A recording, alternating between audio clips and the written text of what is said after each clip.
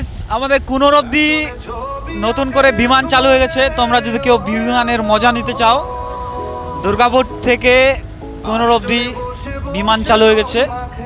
তার জন্য আজকে ব্লগটা করা হচ্ছে যে আমরা এখন বিমানে করে বসে যাচ্ছি কুনোরে। আর গাইস কি বলবো, এত মজা, খালি উপরে খালি দেখতে পাচ্ছ সব খালি এনিমি আর এনিমি।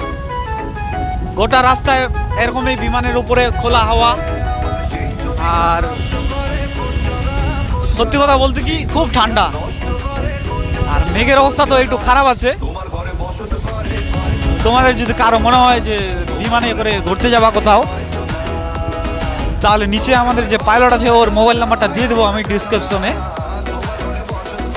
ওই যে বর্তমানে আমাদের বিমানটা এখন সাহেবঘাটে দাঁড়ালো। আর বিমানে বসে খাবার দাবারও কোনো টেনশন নাই, খাবার দাবার সব কিছু পাওয়া যাচ্ছে উপরেই। তো চলো দেখতে থাকো। আর আমি একটু গাইস মাইকটা ভালো করে লাগাই ততক্ষণ।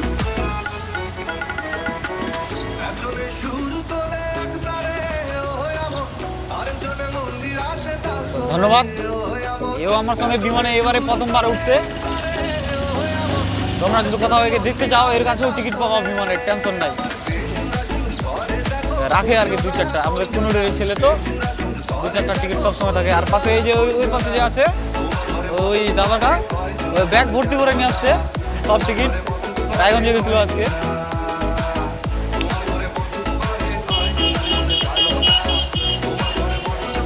চলো দেখো কেমন ঠান্ডা করছে। আমরা তো ঠান্ডার মধ্যে একদম পুরো কাঁপাকাঁপি অবস্থা। এই যে এই বিমানটা চাঁদে যাচ্ছে বর্তমানে, ওই যে গেল, এটা ডাইরেক্ট চলে যাবে চাঁদে।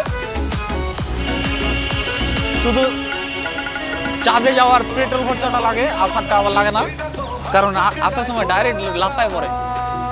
ওই যে আমাদের পাইলট এখন ফের, ওই যে পাইলট, ওই যে আরেকটা চলে যাচ্ছে বিমান, এটাও চাঁদে যাবে,